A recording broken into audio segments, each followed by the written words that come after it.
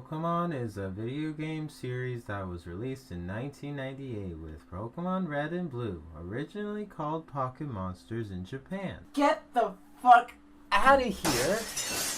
We don't need this. We don't need a history lesson on the Pokemon franchise every Pokemon related video, okay? We know what Pokemon is, okay? Everybody knows. I mostly play the main series Pokemon games, obviously. And I almost never play the spin-off Pokemon games. I played Pokemon Go, obviously, and I've played some of Pokemon Ranger when I was a kid, but I only remember them from that one episode of the anime, and Pokemon Mystery Dungeon wasn't really in my interests. I was going to talk about Legends Arceus in this video, but it turns out that's a main series game, so I'm going to save it for another day. So 2 years ago, I did make a video about Pokemon Battle Revolution, another Pokemon spin-off. That video sucks, don't watch it. Pokemon Battle Revolution is a Gen 4 battle simulator. And that's it.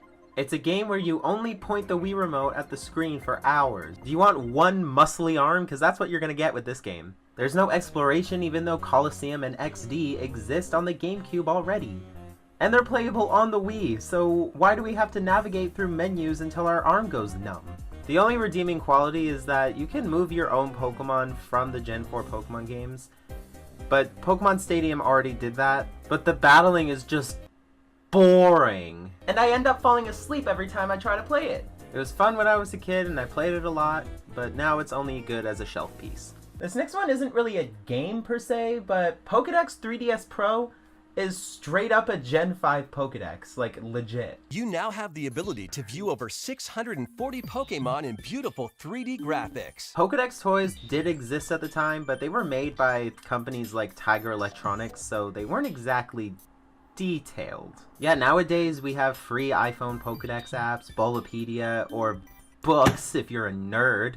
But yeah, this is a legit Pokédex made by Nintendo and Game Freak. Only for Gens 1 through 5 though. There's only 647 in total Pokédex entries, and that's including alternate forms if the Pokemon has them. Including all of the unknown forms. Unknown C! Unknown D! Unknown E! Unknown F! Unknown G! And this was an era of Pokemon where they didn't serve everyone up 5 courses of DLC stew, so there was no Pokemon past Gen 5. And yeah, to be honest, I wasn't expecting there to be DLC anyway, because this was right after the Wii and DSi eras. A time where updates and patches and everything to do were not a thing, because the games were practically finished, and the mystery gifts were built into the games anyway. So we didn't need a million updates to make the game perform as well as I do in bed. If they wanted to do another Pokédex app featuring the Gen 6 Pokemon, they would have just copied and pasted the original models and charged another $15 for another pointless app that's already programmed into the game, with no updates. Like, these games also didn't really have DLC either. I know that's a hypothetical situation, but for example, the Smash Brothers DLCs being made free in the next game, it doesn't give me hope for what Nintendo would have done for this. But anyway, since it's a Pokédex, it has a voice. And that voice being Mark Thompson, who has been part of the Pokemon series since the Johto arc of the original anime. And he's obviously the voice of the Unova Pokédex in the anime. Zebstrika, the Thunderbolt Pokemon, and the evolved form of Blitzel. Samurott, the formidable Pokemon, and the final evolved form of Oshawott. Simipour, the geyser Pokemon, and the evolved form of Panpour. Drillbur, Conkeldurr, Timpole. Oh, that's how you pronounce it. Unfortunately, he doesn't read the entry like in the anime, so it kind of sucks. 0 out of 10. You can also change the languages very easily in the settings, so you can learn how to pronounce Pokemon names in German if you want. Ku Incognito, Golking, Pantimos. I mean, I did say earlier that it wasn't a game, but that's not entirely true. There's Pokemon Challenge. It's just various Pokemon multiple choice questions like, who's this Pokemon? Who's this Pokemon but Pokédex entries? And guess the unknown forms. It is actually really fun at times and does test your Pokemon knowledge. There's also a whole Gen 5 move dex, as well as a list of every Pokemon that can know said move. AR Viewer is exactly like the AR cards that came with every 3DS, but with Pokemon instead. Scan one of the codes and it spawns a really small 3D model, and it's kind of garbage. I bought this right before the eShop closed. So yeah, you can't actually buy this anymore. And I'm glad I own a piece of Pokemon history though. We're all just a bunch of suckers, aren't we? But where did that suckage start? Pokemania was all the rage in the 90s. You couldn't escape it. People didn't know what to make of Pokemon back then. It was out of control. It's Pokemania everywhere, from Burger King to the king of internet retailing.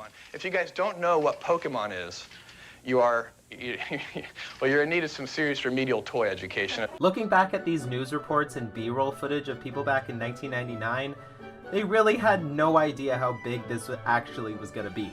This could be this year's Christmas boom. But some experts say the entire Pokemon phenomenon is the enemy. In my opinion, parents should not let their kids watch Pokemon, play Pokemon, buy Pokemon cards. And even parents were put in front of cameras and asked to explain what Pokemon was and had absolutely no idea. Can you explain Pokemon to me? Very vaguely. They have power balls, that's all I know. If it sounds like the kids are speaking another language, they are. The language of Pokemon. Pocket Monster. The spiral. And it stands for what? Male fertility. But these parents are actually pretty cool. Christina Levy spent $1,000 last month on Pokemon. Her kids call her Pokemom. It's a really social game, socially interacts with all the kids in the neighborhood. So as opposed to sitting in front of a television watching cartoons, he's interacting with kids. So I really am a fan of the game. And schools were just banning Pokemon cards because they thought that this was the equivalent of spending your life savings at a Vegas craps table. I don't have anything against them. I just don't want them to, distract us from what our job here is. School officials are finding that Pokemon cards are responsible for fistfights. Oh, okay, well that's actually a reason. But soon enough, a game was released that deleted the need to collect Pokemon cards physically. Pokemon Trading Card Game. The game. For the Game Boy. Girls can play this. Why can't it be called Game Boy Girl?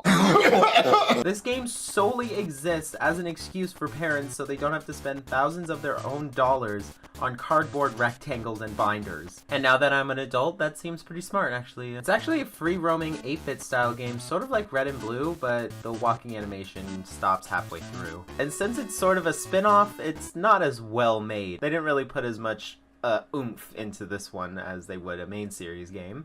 But it has an 8-badge system while you actively run into your rival that's always one step ahead of you.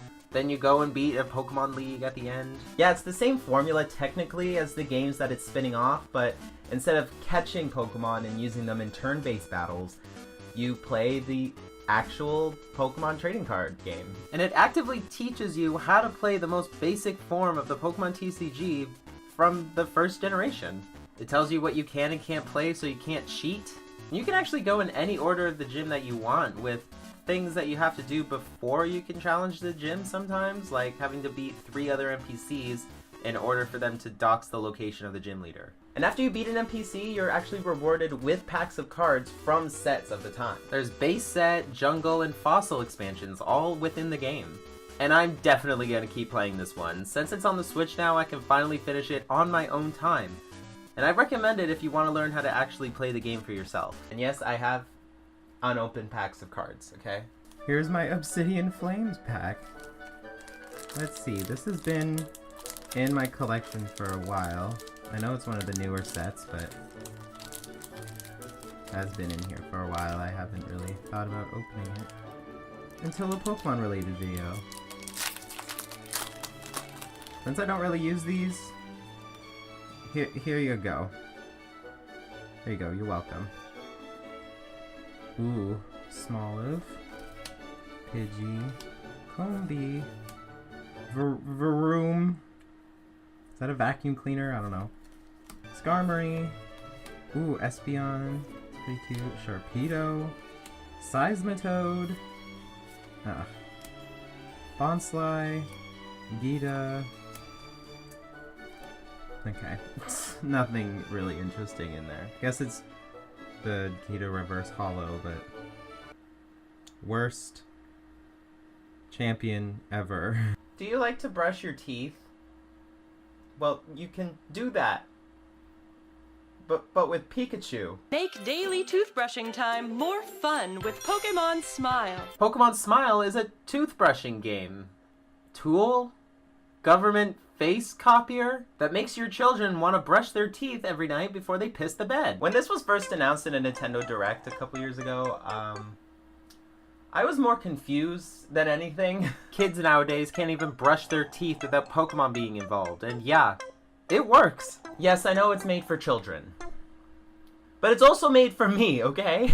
It uses the front-facing camera to actually track your toothbrush as you brush the indicated parts of your mouth, causing your Pokemon to attack the purple goo invading your gums. Looks like grape jelly. And at the end, you get to catch the Pokemon that you saved from the cavity-causing purple jelly. Weirdest thing I've said today. You basically fill up a Pokedex entry every time you brush your teeth, but only Gen 1 Pokemon though, because of course it is. I know a 23-year-old adult shouldn't be playing this who can just set a timer instead of using an app made for children. But fuck you, it's way better to see yourself with a Charmander hat on than it is to stare at your ugly face in the mirror. Okay, so Pokemon Smile is kind of weird. I love the chibi, art style. It doesn't allow you to, spit, at any time during the brushing. Which, you do get a lot of saliva in your mouth when you brush your teeth. And then it, gets angry with you when you leave the camera to go spit. Okay, I have to preload my toothbrush with everything before, because it doesn't even give you time. It gives you 5 seconds to prepare, okay? It makes brushing your teeth fun, and I have no problem with that. Even if you're a smelly old adult destined to never have any children of their own. You guys remember Pixelmon? You know, the Minecraft mod? No, not that one. Yes, that one, yes. The old version that made all the Pokemon blocks. That is what this game reminds me of. Pokemon Quest was technically the first Pokemon game ever on the Nintendo Switch, but it's a completely free game with a blocky art style. Your player heads for Tumble Cube Island to find some hidden treasure from a long-dead civilization, or have to go do some grave robbing while befriending some blocky Pokemon.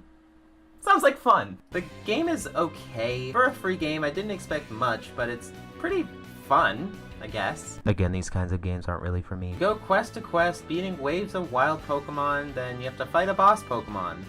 That's it. There's skill trees for your different friend Pokemon, so it's a bit of strategy and planning. You can use this pot to make various soups to attract more Pokemon to your camp. And you get decorations to increase various status effects like EXP. But you don't exactly need to play it at all. Besides operating the menus, it can basically play itself.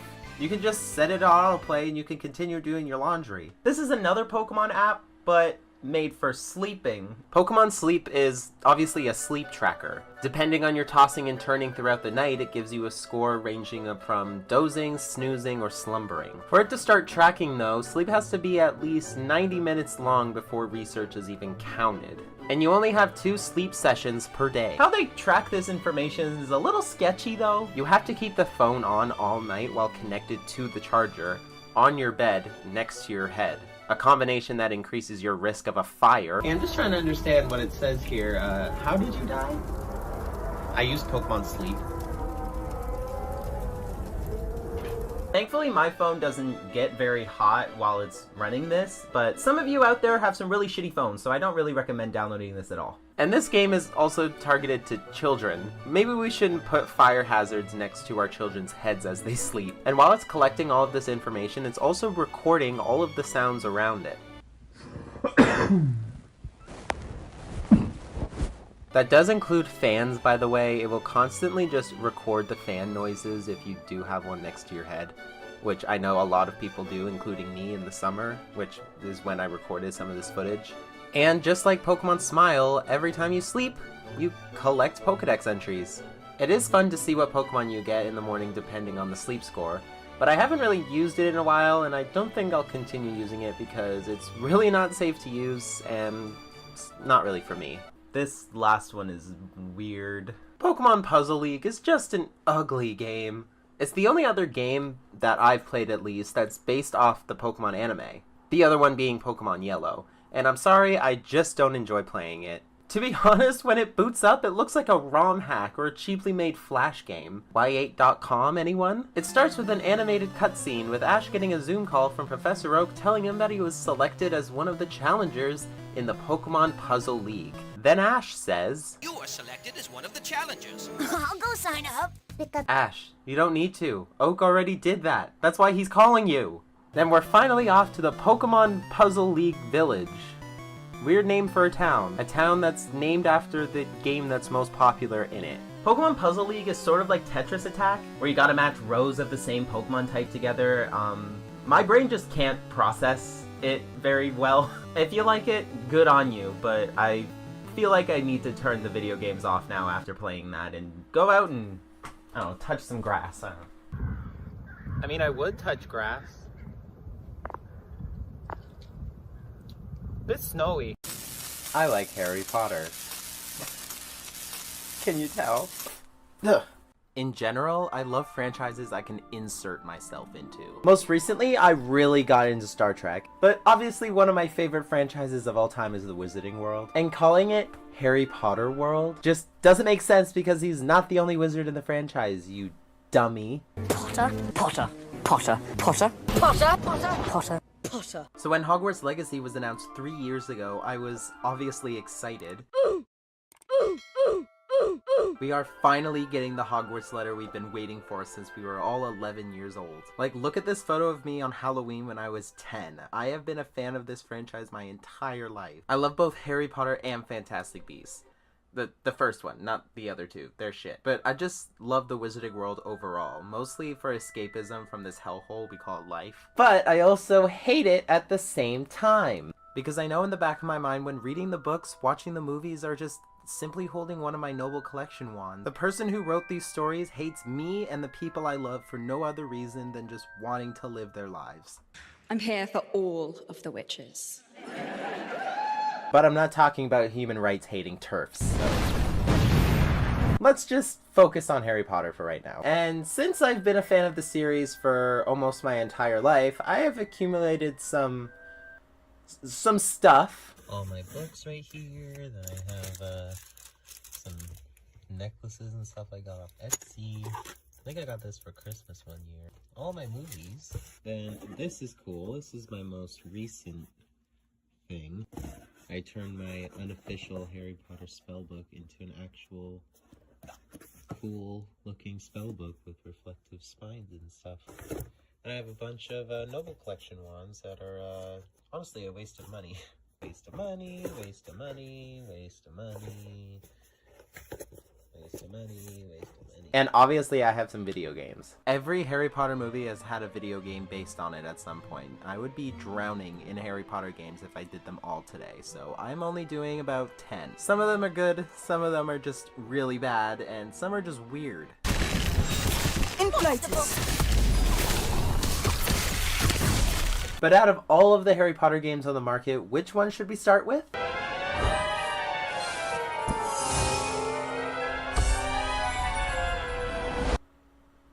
What, not what you were expecting? Harry Potter Puzzles and Spells. You complete puzzles to unlock new spells, collect fantastic beasts, mix potions, all kinds of magical fun things. To complete said puzzles, you have to get a certain amount of things in a given amount of tries. Could be either the house crests, beans, platform 9 3/4 tickets, or just chocolate frogs. And all the stages are different scenes from the movies. I mean, I barely got through the Philosopher's Stone, but I'm assuming it could go as far as Deathly Hallows Part 2, but I don't care enough to bother. Nice work. These character models make me uncomfortable. Oh look, you can edit your avatar, who I affectionately named Trash. And this is what Trash looks like. Ew. And get this, you can put banners behind your character and there's a number of pride flags, including the trans one. Does she know about this? And if she doesn't, don't tell her. We need to keep this a secret between us girlies. Shh. This one really wasn't bad at all. It doesn't try to trick you in any way on what's going on, unlike some iOS games. Have you ever seen an ad online for a game, but then when you download that game, it looks nothing like the ad? It's a good Candy Crush clone for Harry Potter fans, and just like Candy Crush, it's hella addictive. You know, I'll gladly keep this game on my phone. until I need more memory space, and then I'll delete it. Okay, fine. Let's move on to a more well-known game then. Harry Potter and the Philosopher's Stone on the Game Boy Advance. Tricked you. Philosopher's Stone on the GBA is a top-down RPG in the same vein as the Game Boy Legend of Zelda's. It was also distributed by EA Games. More like You go room to room, learning spells.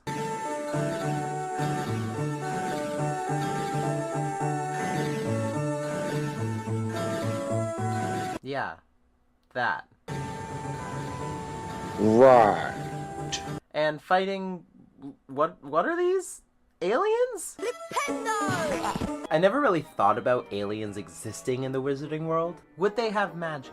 If they don't, would wizards consider them muggles? And if the Wizarding World's universe muggles have their own first contact situation with said magical aliens, then would the regular wizards integrate with muggles? I have so many questions. Harry walks painfully slowly. The attack button is delayed, so you easily get hit by fast-moving enemies. And I hate it.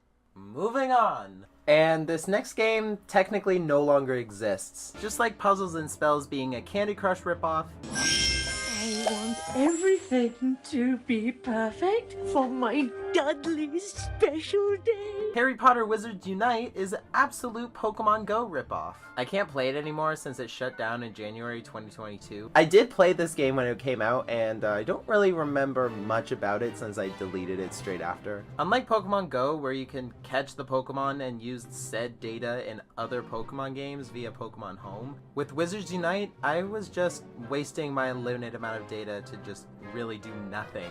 And the trailers for it looked better than the game turned out to be.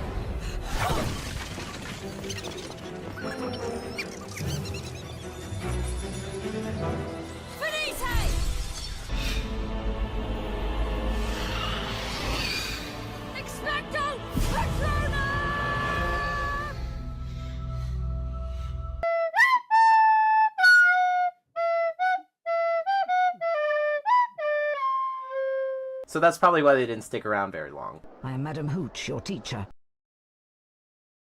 No, you ain't! This game is not great. Philosopher's Stone on the PS1 is not the best game to look at. Are these supposed to be people or malnourished Muppets? And the low quality of the graphics gave birth to this. Hello, Harry, it's me, Hagrid. No, you ain't! This is the very game that the Hagrid meme comes from, and I hate him because he sends an 11-year-old boy over pits of lava to gather fire seeds for a carnivorous, flying, fire-breathing dragon. Welcome to my home, Harry. It's small, but still roomier than your cupboard under the stairs, eh? So anyway, at the start we get a storybook introduction summarizing the beginning of the first book. For the next 11 years, Harry lived with his dreadful step-parents, the Dursleys. Step-parents? I'm pretty sure it's his aunt and uncle, but I wouldn't know from what source material to get that information from. Where would we go for that for the fact check? Yeah, these are the same slides from the GBA game, just reused, upscaled, and put into a book animation. And I'm actually a fan of this old art style. Bing, bang, boom, we're in the main hall, and Dumbledore, for some reason, personally tells me the school announcements that he's supposed to stay in the Great Hall. Welcome to Hogwarts School of Witchcraft and Wizardry.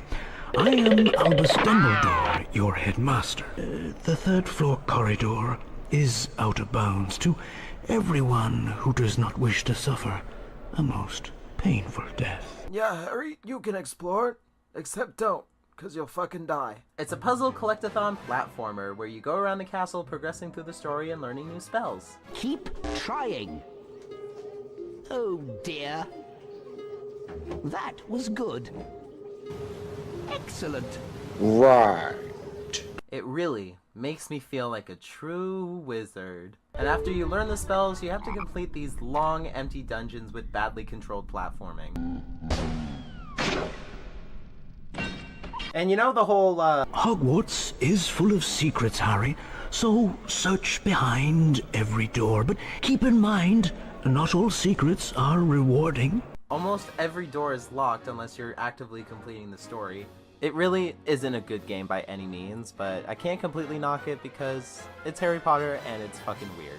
Okay, I've been looking at Philosopher's Stone for the majority of this video and I'm getting tired of it, so let's move on to something different. Lego Harry Potter Years 1 through 4.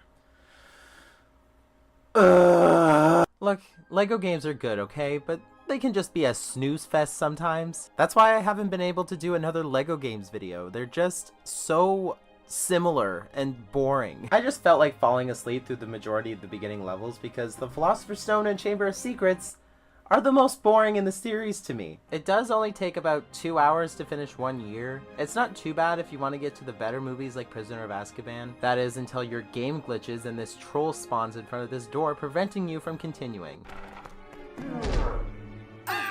And the customization is pretty lame. I wanted to make some Fantastic Beasts characters because they don't really have a Lego game besides the Lego Dimensions story pack. But out of all the options, who was I able to make? I was able to make Ezra Miller. A guy in that bar declared himself as a Nazi. I have it on film and he attacked me. Okay, this next one is also a weird one. This is Harry Potter and the Deathly Hallows Part 2 for 2011 Java and Brew cell phones. Look, I would say it sounds like garbage, but how can I rate silence?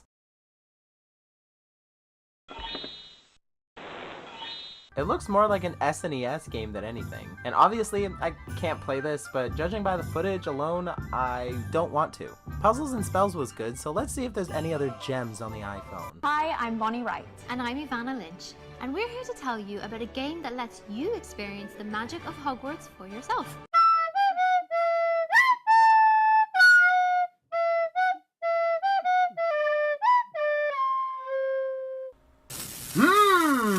Starting it up, we get a really well-made animated intro.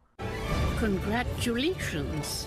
We are pleased to inform you that you have been accepted at Hogwarts School of Witchcraft and Wizardry. And you can design your own character, choose your own house, and finally get to explore Hogwarts. Only horizontal, though. How could this possibly go wrong? And now I can't afford it, can I? Look. We've run out of points. Out of energy. 1 point of energy recharges every 4 minutes. Wait for your energy to recharge or buy 30 more now. Yeah, I think I'll wait. Yeah, it's wonderful, amazing, dare I say, magical. Yes, I love the magic of long wait times. So I, of course, deleted this from my phone and swore to never speak of it again. Lego Harry Potter Years 5 through 7. This one has to be the superior one out of the two. But unfortunately, they're the same game, but based on the most interesting movies. And the graphics are way better to look at. Everything except one thing. Oh, Jesus! For some reason, they made the pads to activate the character customization so bright that you can't see anything. What is this? We have to go back to Ezra Miller now. I claim my 9th Amendment rights to not be unlawfully persecuted for a crime of no designation. Disorderly conduct being something I am unguilty of. You want to fight? Is that the deal? Harry Potter Magic Awakened is everything Hogwarts Mystery should have been. The art style is really nice and looks like the updated book covers. Professor McGonagall kind of looks like a skeleton though. Welcome to Hogwarts! You can freely move around areas you're currently in, and there's cutscenes. I've always been different. I can't explain it, but strange things happen when I'm around. It doesn't bother me, not anymore. I'm used to the stares, the whispers. And there's voice acting. I suppose you want to know my name. Fine. It's Cassandra Vole. Happy?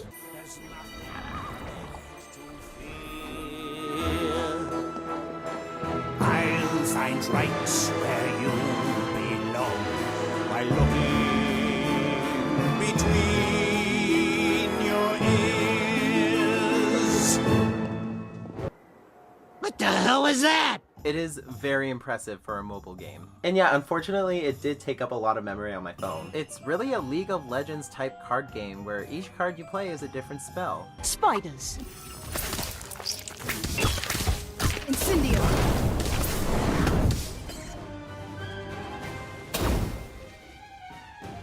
Inflatus. Well, well. So someone knows how to duel. They have these really cute animations for every one of them, and the spiders have to be my favorite. I love it. Don't get me wrong, the game is really well made, but it's not really my thing. So if you like card game based combat, then this is the game for you. Obviously, I wanted to save this for last. I played the PS4 version that I checked out from my local library. I'm supporting my local library, folks, not a turf. Take that, just kidding. I had to cover up the library's logos so I didn't dox myself. This is the game every Harry Potter fan has been waiting for. Hogwarts Legacy is an immersive, open-world RPG. The character you make is a new 5th-year student who holds the key to an ancient secret magic that threatens to tear the wizarding world apart. So I guess it's pretty normal for 15-year-olds to get manipulated by older men to save the world with their mysterious magical powers. The wizarding world really isn't safe for anybody, is it? You could just be walking to Charms class on a normal Monday afternoon, and a huge fucking snake with a literal death stare comes around the corner and kills you. And speaking of not safe for anyone, the game starts with a man getting eaten by a dragon, making them see death and traumatizing them to the point where they can now see thestrals. Like, damn bro, I'm just trying to go to school. We can finally experience and explore the grounds of Hogwarts for the first time. The castle and its grounds take inspiration from both the books and the movies, but set in the 1800s and not the 80s and 90s. The designers put so much detail into this. You could literally read lines from the books and they will line up completely. And I'm not going to show much of the story, if at all, because you should probably play the game for yourself if you already haven't. I picked Hufflepuff, of course, because we live in a literal greenhouse and grow so many herbs. So if you don't like Hufflepuff, your loss. More for us, I guess. And you can go to Azkaban in an exclusive mission. And I obviously played a little bit of the other houses, and I loved the detail. You have a big day ahead of you tomorrow, and get I shall be back in the morning to collect you for your first class. I shall be back in the morning to collect you for your first. We don't really see much of the Hufflepuff and Ravenclaw common rooms in the books or movies, so it is really cool to witness them for the first time in explorable 3D space. But before that, you can choose between either a witch or a wizard in the position of the main character. The customization is heavily extensive. You can choose between a more feminine or masculine voice, and said voices are played by Amelia Gething and Sebastian Croft, who I know from Heartstopper. And yes, I do only hear Ben every time I hear the male character talk. I'm eager to get to Hogsmeade. You know, if you're trying to keep it quiet, you should probably stop acting so gay there. What in Merlin's name are you doing? Ugh, tuss, peculiar Poppy. Worried about a worthless little rodent? Her name is Persephone! Her name is Persephone! That's really not funny. What's that you've got there? Might this sudden visit to the Wand Maker have something to do with our mutual pursuit? I have no idea what you're talking about. That repository is my birthright! You don't have to be such a bitch about it. Oh, and my favorite part has to be flying on a broom.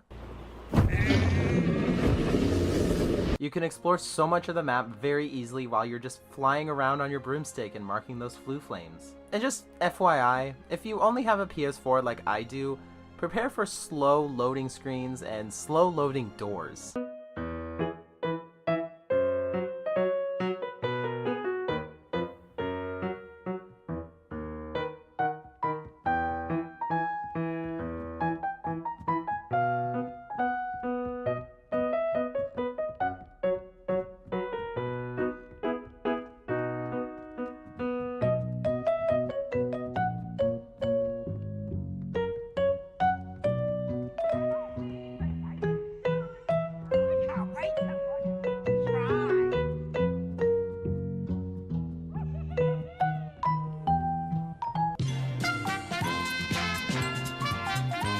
This was definitely not made for the PS4. Or any other console besides the PS5. Oh yeah, and this is apparently less lethal than the Killing Curse.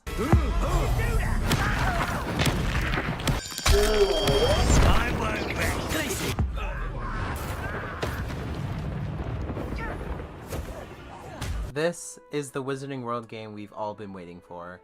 And I would play more of this game, but I would have to get my own copy at this point because I think I hogged my local library's copy for way too long. Bye, Hogwarts Legacy. You were fun. It's gone. At least try to find it at your local secondhand store or from your local library like I did. It is really simple not to give her money straight to her TERF wallet. That sounds like a euphemism, but she's a TERF and she has a wallet with money in it. Yeah. You know what I'm saying. And yeah, that is it. 10 Harry Potter video games. And every prop that I have used that has been official, like my Noble Collection ones and my book. My books are mostly secondhand. Noble Collection I bought way before all this controversy happened. And I will not be buying any more official merch.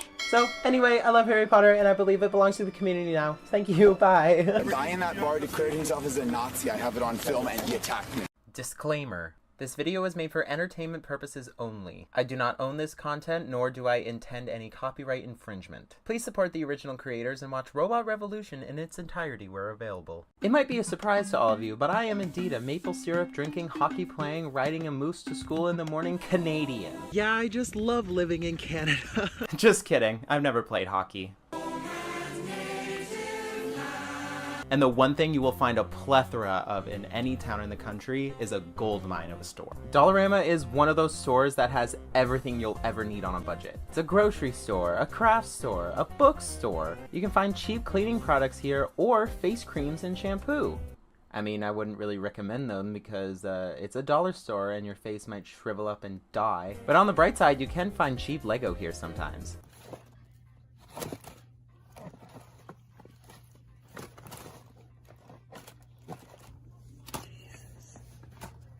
Nobody wants this Lego, huh? And over where they keep the cheap phone chargers, headphones, clocks, and Fortnite figures that no one wants, you'll find some really cheap and low-budget movies. Movies both cheap in price and in production. And the movie I'm talking about today for this Halloween video is Robot Revolution: Machines Will Rise. Robot Revolution is a very low-budget indie film directed by Andrew Bellaware and released in 2015. And by looking at this cover, you would assume it's a kick-ass Terminator-like ripoff where a sentient AI takes over and this android superhero has to come and save the day. But nope, we get claustrophobic hallways and stairwells. But I'm not gonna say any more, let's just watch this masterpiece of a movie, shall we? And as we start the disc up, we get a couple trailers for some other low-budget movies. Dark Space, Disaster Wars, Earthquake vs. Tsunami, and Starship Rising. Dark Space and Starship Rising look fucking awesome. Even though if you mash both of the trailers together, you wouldn't be able to tell the difference between the two movies. I grew up in the twilight of the Great Empire. We oppose this ridiculous war against the Terra Nostra. The Federation flourished, and the people were censored. You people are nothing but warmongers. And a new order would soon rise. Old Earth is to be vaporized. There's no more time for discussion. At 2300 hours, we strike. And excuse me? Earthquake vs. Tsunami.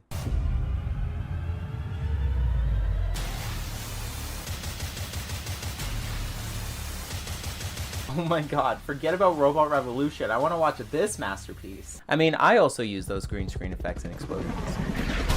The ultimate battle of land and sea. What am I watching a trailer for? Pokemon Ruby and Sapphire? Like, is Groudon and Kyogre gonna come out of the ground? Finally, here we are. Robot Revolution: The Machines Will Rise. It was produced by Still Night Monster Movies, so yes, it was supposed to be a horror movie. Happy Halloween, everybody! Then the next studio logo is for Pandora Machine, but the logo is just this naked lady with a gun. So what exactly is the story here? In a not too distant future, every aspect of society is controlled by machines, and rampant terrorism has forced the state into martial law. While performing a routine check in a high-rise apartment building, a well-armed police officer and their android partner discover that something is causing the building's residents to malfunction, forcing them to fight their way out. Also, everyone in this universe at adulthood are legally bound to have an ID chip installed into their heads, so the ruthless police can easily identify them. So the movie starts with this lady talking down to us with a book light for some reason. Back online. Where am I? You don't remember? No, I do not remember anything. nuisance. It's one of the side effects of the decontamination process. Ugh, this gray static, I can't. You'll be seeing this gray haze for most of the movie because it's supposed to take place from the perspective of the main android, so prepare to see this gray screen for the majority of the movie. Anyway, after flying through some Nintendo 64 graphics, we meet the human main character named Constable Hawkins, played by Virginia Logan, along with her android partner Argus, who's played by either Walter Barney Barnes or Chance Shirley. I have no clue which one, it just says in the credits that these two play the android characters, so I'm assuming it's both. Hawkins is by far my favorite part of this movie. She's a badass cop with an eye patch who doesn't take shit from anyone. Shut up! If someone doesn't cosplay as her for the next Comic-Con, I'm actually gonna riot. You know what? I'll cosplay as her right now.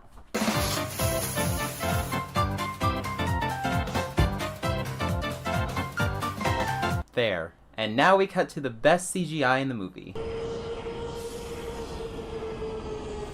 Because, you know, if something is completely dark and you can barely see it, it looks real. She gives Argus a little upgrade, then gives us some very light foreshadowing. Are you comfortable working with androids? Yeah, they're generally reliable when they're not getting short-circuited, dismantled, or hacked. Humans can also be hacked. So they slowly walk around the apartment building for about a minute of the runtime with nothing else happening besides android walking sound effects.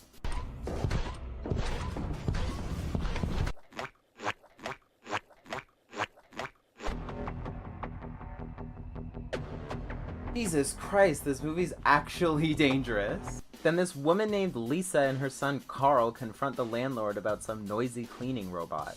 The dialogue in this scene is just priceless. How many times do we have to complain about the noise? You know, the only noise I hear is...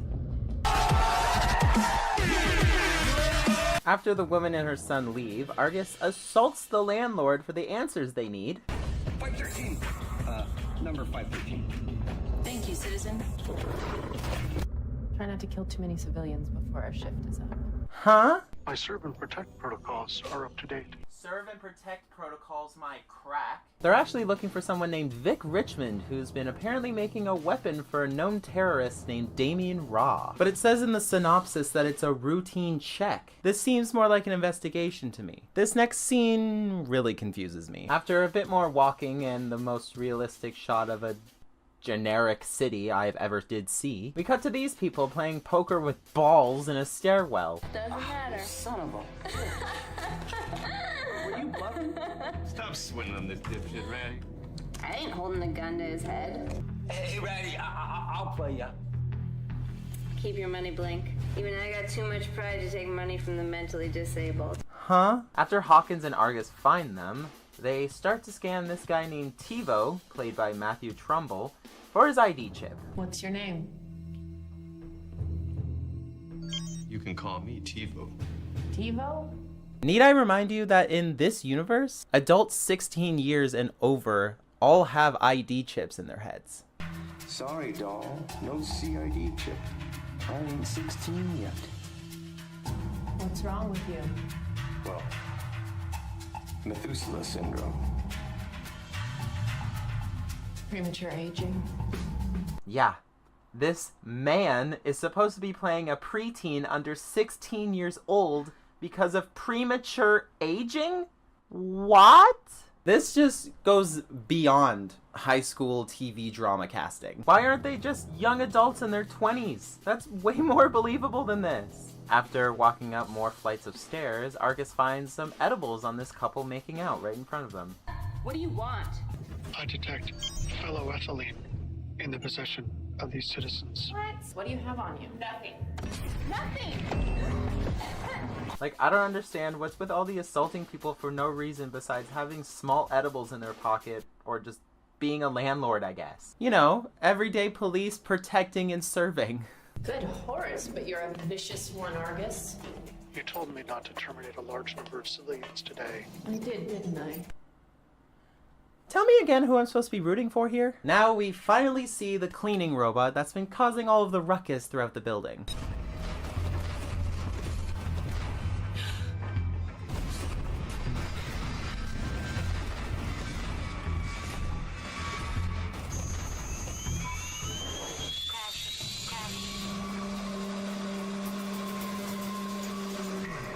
I mean, to be honest, for a low-budget movie, they really did their best with this robot. Yeah, it still looks like shit and doesn't look real at all, but it looks cool at least. It even has mechanical eyebrows just to show when it's about to get angry. So we finally arrive at Vic Richmond's apartment. So get comfortable, grab a snack, refill on your popcorn, because we're gonna be here a while. What do you want?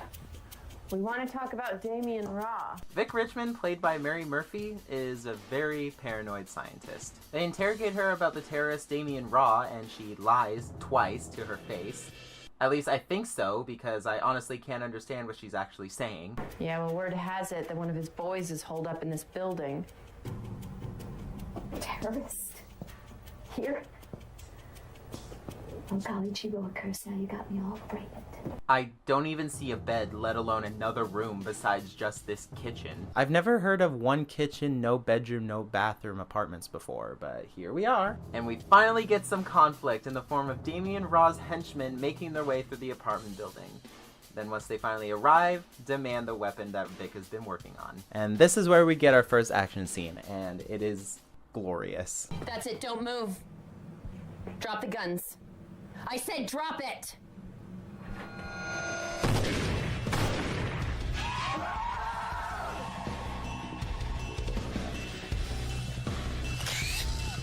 So because of this little squabble, the weapon is primed and goes off through the ventilation system. And now we cut to some random people that live throughout the apartment building. The couple that were making out in the stairs earlier, now in the basement. You know, where every lesbian couple hangs out to talk about taking showers. Babe, I think I need to go take a shower. Oh. Where are you gonna shower? I think Jennifer has a shower. And this lady from earlier, who is now reading a book with her husband called Brothel. The preteens and the old man they were hanging out with from the stairs go to split off for the night and discover the previously broken elevator is now moving again. Yeah, you should know you busted that. Seneca must have had somebody fix it. Cool. That means I can break it again. What is he watching?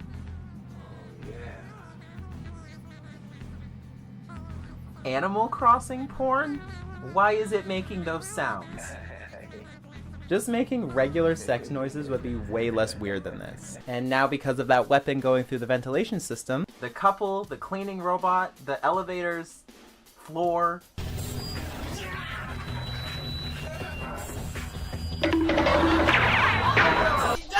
Zoinks! Zoinks! Zoinks! And the old man are the first infected. But by what exactly? That weapon Vic Richmond was working on? It was actually a mechanical virus. Invisible nanobots with the prime function to assimilate and convert everything with a microchip. That includes human ID chips that were installed into their brains. So Argus, Vic, Hawkins, and one of Raw's henchmen start to make their way to the lobby but run into the teenagers in the hallway still trying to get their friend out of the elevator. Vic, I mean, officer, you gotta help us here. Our friend's trapped in the elevator. It started already. But he already died from the possessed floor, so can't really do much. Then the already converted old man walks out into the hallway, and they just stand there and watch him for about a minute. And that gives Vic time to spout some exposition on us. His body's dead. The nanobots are in control right now. They're operating him like a flesh puppet. Technically, no, not zombies. Flesh puppets for microscopic sentient robots. And I have to say, considering that I was strictly working from theoretical constructs, they're pretty much doing exactly what they were supposed to be doing. Wait, you're basing this whole nanobot thing of converting living people into flesh puppets was all theoretical? And now the zombified apartment residents all attack them at once. So all the main characters flee to another floor. After breaking into the old couple's apartment that were reading Brothel from earlier, this is where most of the exposition is going to set in. Since this hacking virus is in the air and described as a combat virus, I have no idea what that means. It's already done its job and should be gone from the air by now, which I don't understand. How can a mechanical thing just disappear into thin air? I don't get it. And this part is just everyone arguing and throwing death threats around, but I agree with TiVo here. You can shut your fat face. You got us into this. And what makes you think that? Oh, it doesn't take a genius to figure it out. You designed this weapon for that guy. It is definitely her fault for making this weapon in her no bedroom, no bathroom, kitchen only apartment. Not to mention she has little to zero empathy for the people that just died. Well, if the two constables hadn't bumbled their way in here, that guy would have had his canister and been on his way. My friends are dead. I've seen your friends, not a big loss. Then they realize that disconnecting the building from the entire power grid can slow the rate of infection. So she calls the landlord from earlier to do the job for them. Leave me alone. I've paid my debt to society. Twice. Listen, asshole, are you in your office? Who are you calling asshole? Shut up and listen. And he's almost immediately attacked by a zombified Lisa, and they all assume he's dead.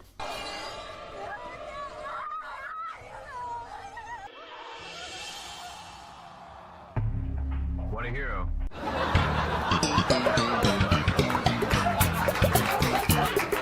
But he succeeds right before turning, because of course he does. So we're just about halfway through the movie, and things are getting quite tense. And now this is just the perfect time for Vic to tell everybody that their cell phones can work as emitters. So you're saying that all of our cell phones could be emitters?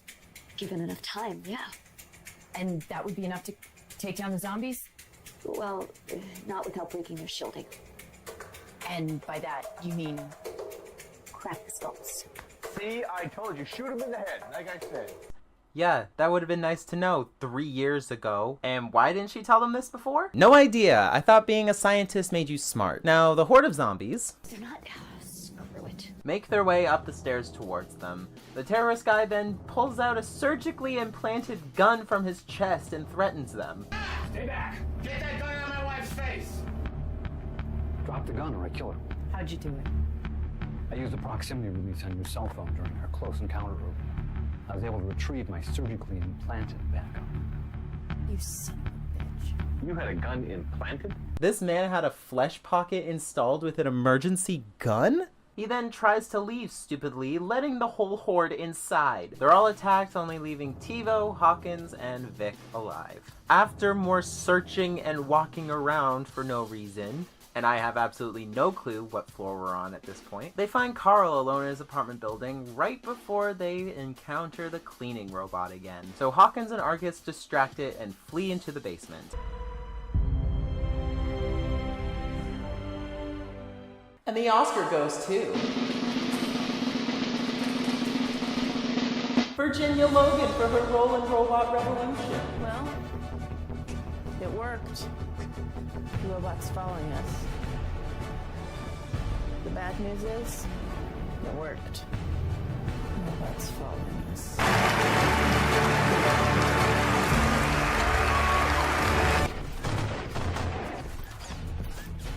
The damn robot's got a laser cannon. What appeared to be a decommissioned military drone. Why is this in a residential apartment building with children? These shootouts are just art.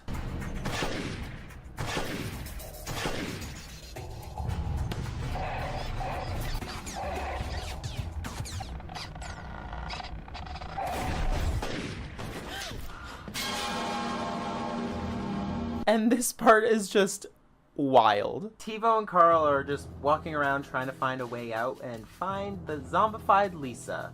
So, armed with a baseball bat, TiVo kills the kid's mother right in front of him. Soon after their little shootout in the basement, Hawkins reboots Argus to find that he's infected with the mechanical virus, and then starts strangling her.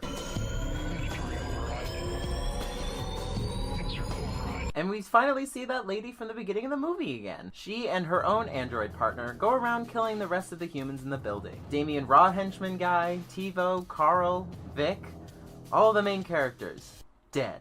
The events that transpired here today are not what we planned. Ideally, we would have sought a higher value target. This'll have to do. And it turns out it was the government's fault the whole time. Yippee! It always is. And plot twist? Damien Raw doesn't exist, you stupid machine. He's just a convenient boogeyman to keep people nice and scared. But Sometimes the boogeyman has to jump out and yell boo once in a while. So they use our main characters as a scapegoat. Vic Richmond was a known raw conspirator. TiVo was a delinquent with an extensive criminal record. And Carl Vega, you know, the 10-year-old child who was innocent in all of this. He was a member of the Church of the New Osirans. Quite a merry band of terrorists they make. Is that what these masks behind this door were for? Were they part of an actual cult? It's just vague reasons all around here. So now they're planning to cover it all up by erasing Argus's memories so none of it gets out. And that just leaves one last loose end. Your memory. You are a superior officer. Naturally, I will obey your orders. Yeah.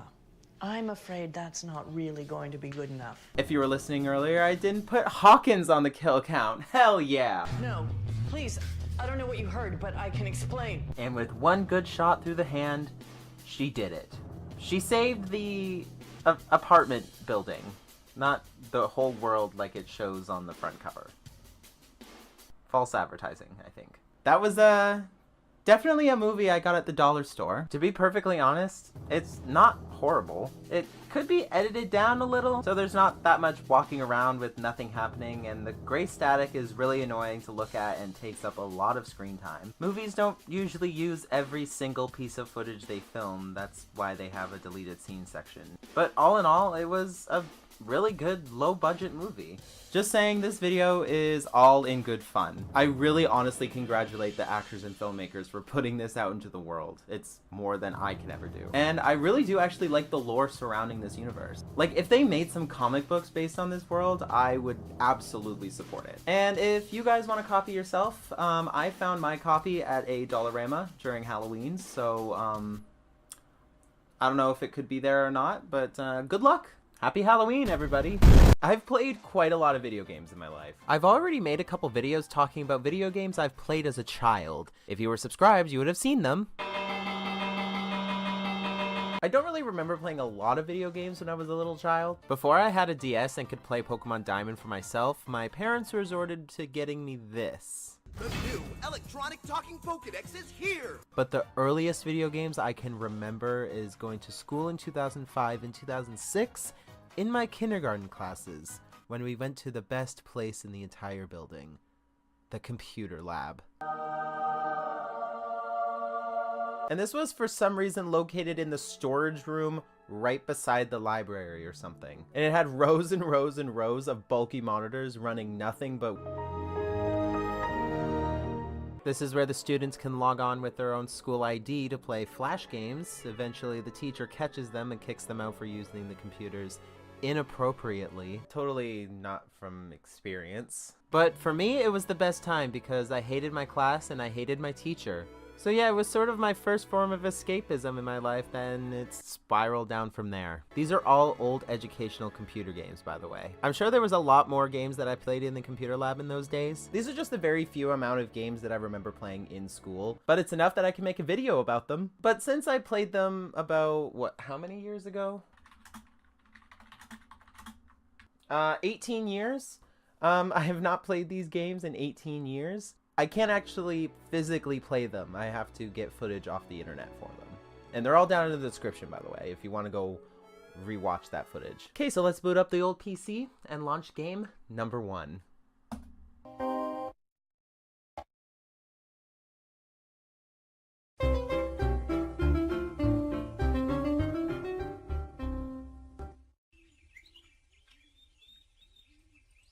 Hi, my name is Pluto, and I am visiting my friends at the zoo.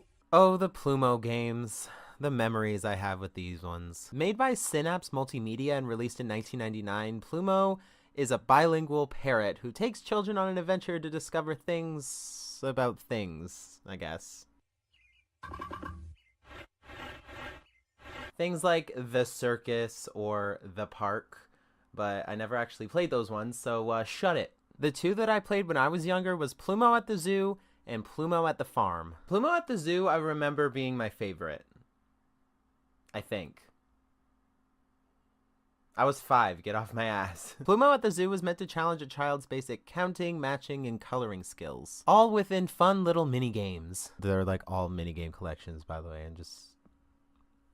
they're not very clever. There's this Dress the Bear game where you have to match the silhouette on the wall to the bear casting it.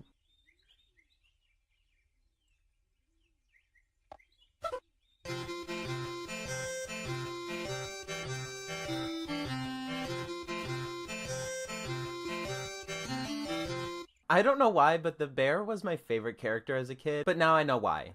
He's definitely a stoner. Then there's a game where you have to match the shape of the animal that was swallowed by a snake. What the hell is this, anaconda?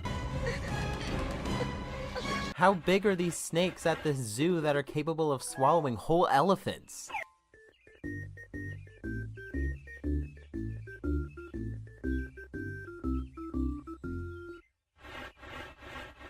And if you thought that was horrible, how about matching the animal skins to the respective ghosts? What the f-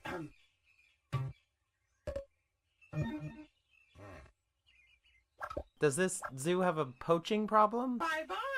Come see us again. Now that my childhood has been ruined yet again, let's move on to Plumo at the farm.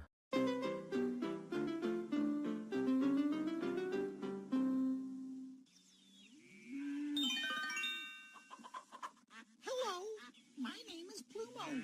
My friends on the farm can't wait to meet you. To choose a game, click on one of the moving pictures.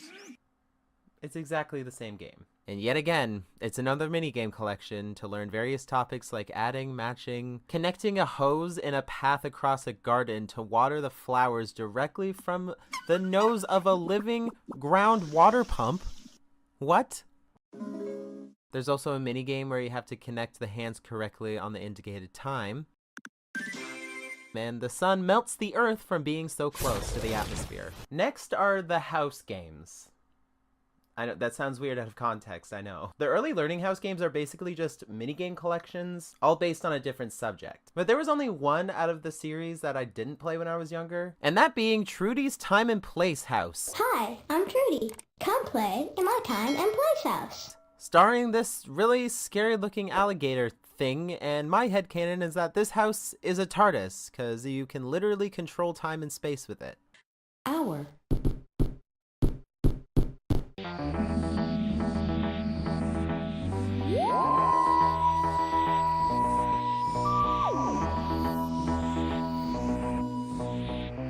But the first out of the ones I actually played was Millie's Math House, and that deals with, I don't know.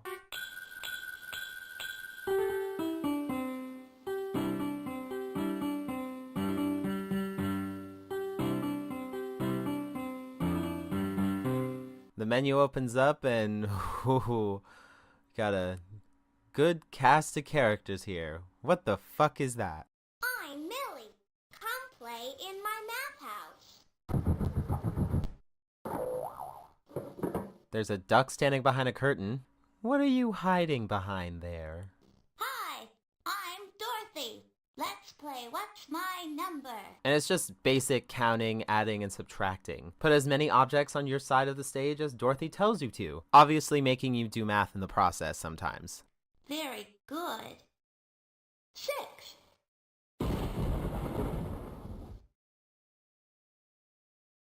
Oh yeah, this moose also has a rat infestation. You can build a mouse house. The rat minigame is just where you build houses and trucks and various things for these mice. Now I need a rectangle. That's it. Nice house. Time to move in. Yes, I did it! Time to pay your rent now, rodents. Here are little, and big.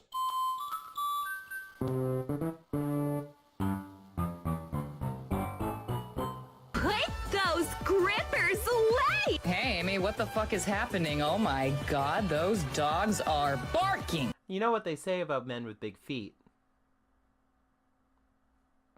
Big shoes. What else did you think I was gonna say? They're just giving it away for free. Should I censor this? You just have to match the shoe size to the respective feet until the shelf is empty and it starts all over again to satisfy these living jelly beans who talk like this. I'm little. Shoes, please. Nice fit. Thanks. Nice. And at the beginning of every round, they constantly repeat their names over and over. I'm big.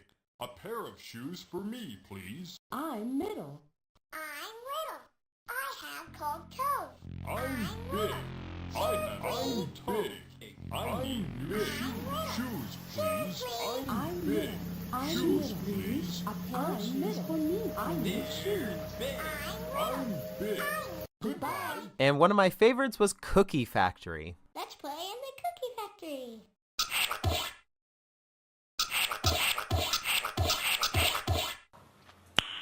Nice. When I was younger, I remember my teacher getting upset with me because I would play this one game and nothing else. You bake cookies for this lovely chap over here who tells you how many jelly beans he wants on the cookies. Put one jelly bean on my cookie, please. One. Thank you. And then he immediately eats them. That's good. They don't even make it outside of the factory walls. Who puts jelly beans on a cookie? Bailey's Bookhouse is sort of the same, but kind of completely different at the same time. And now this is another minigame collection, but relating to reading, spelling, and rhyming. I haven't said this yet, but the house games actually share a connected MCU-like universe and make cameos from time to time. Even that creepy alligator thing. The first of the 7 minigames is Edmo and Houdini. where this clown, I'm assuming is Edmo, just shouts prepositions at his dog. Go in the doghouse, Houdini. I'm in the doghouse. Go on the doghouse, Houdini. I'm on the doghouse. Go over the doghouse, Houdini. I'm over the doghouse. Should I be impressed and this is just a really well-trained dog, or should I speak to the authorities? Is this clown just a secret dog training genius? Read a rhyme is where you just create rhyming sentences and create a funny story, sort of like Mad Libs. The Queen of Hearts, she made some tarts.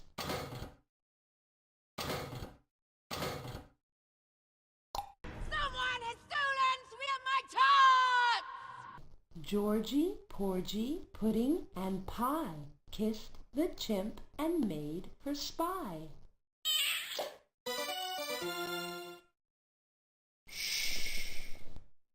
And Make a Friend is where you literally create a monster. This is not a friend. This will be in my dreams forever. Okay, let's see if the last house game is any good. I mean, they're all okay, but I remember this last one way more vividly than the other ones. Sammy's Science House was my favorite out of the 3, and I think this snake is the reason why I am such an annoying scientific atheist in the present day. So blame Sammy for all the jokes I make about the Catholic Church. Jesus' mum was this woman, the Virgin Mary, who one night got visited by an angel and told she'd been gotten pregnant by a Holy Ghost. Of course, actual ghost is ectoplasm, which only contains ghost sperm. In Sammy's Science House, you learn science. You know, like biology and the weather and that sort of stuff. Spring at Acorn Pond. Acorn Pond is just the narrator telling you facts after clicking on a PNG of an animal. 60 degrees Fahrenheit or 16 degrees Celsius. Warm, rainy weather helps plants grow.